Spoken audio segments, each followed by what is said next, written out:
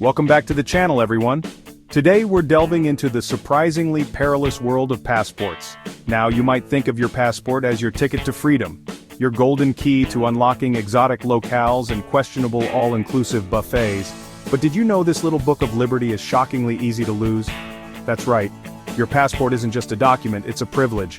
And like that friend who borrowed your lawnmower and forgot to return it, the US government can take that privilege away faster than you can say duty-free shopping. We're going to unpack the 9 surprisingly common ways you can have your passport revoked from the, well, that seems fair to the wait. Seriously? They can do that? So, buckle up, grab your TSA-approved liquids, and let's embark on this bureaucratic journey together. Now you might think this one is obvious. Don't lie on your passport application. Seems simple enough, right? But we're not just talking about putting Earl of Sandwich as your occupation. Even seemingly small fibs like fudging your birth date to appear younger, we've all been there, or forgetting to mention that little incident in Cabo involving a tequila sunrise and a mariachi band, can land you in hot water. Remember, the government loves paperwork, and they have a team of people whose sole job is to meticulously cross-reference your application with every document you've ever sneezed on. So, unless you want to spend your next vacation arguing with a customs official who's already seen more suspicious activity before breakfast, honesty, my friends, is the best policy. Here's a travel tip they don't tell you about.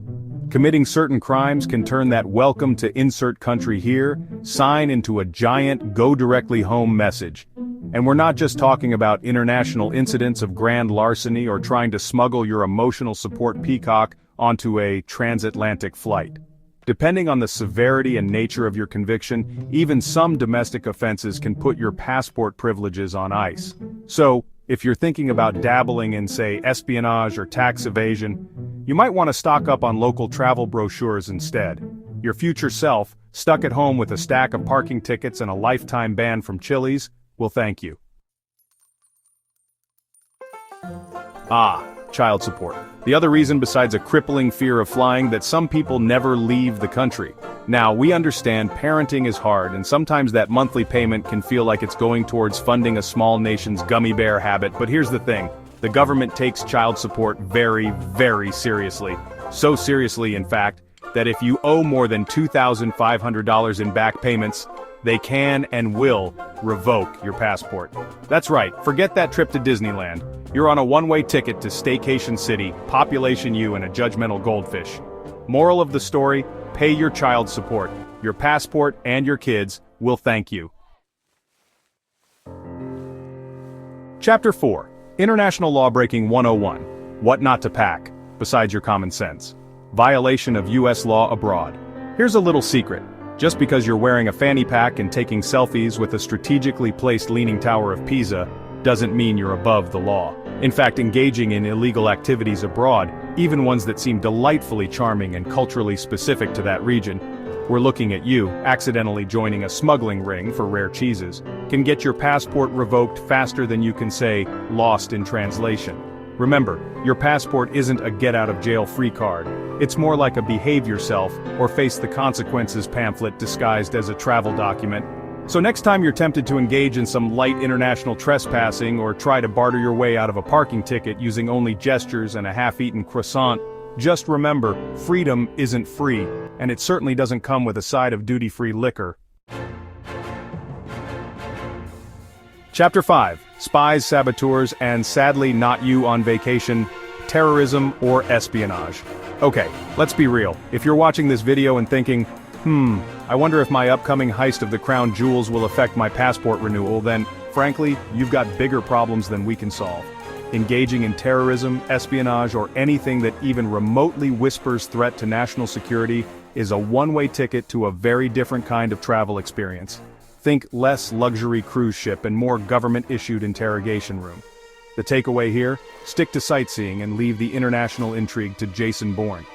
Your passport and the continued existence of global diplomacy will thank you. Chapter 6. Get me out of here. When you need a passport intervention repatriation request.